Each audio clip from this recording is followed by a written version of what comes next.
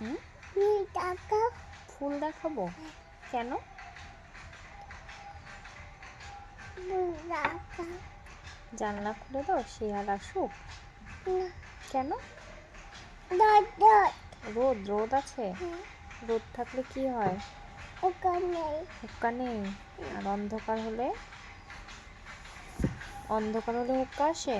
না না তাহলে কখন আসে? 3টের সময়? এখন তো 4টে বাজে।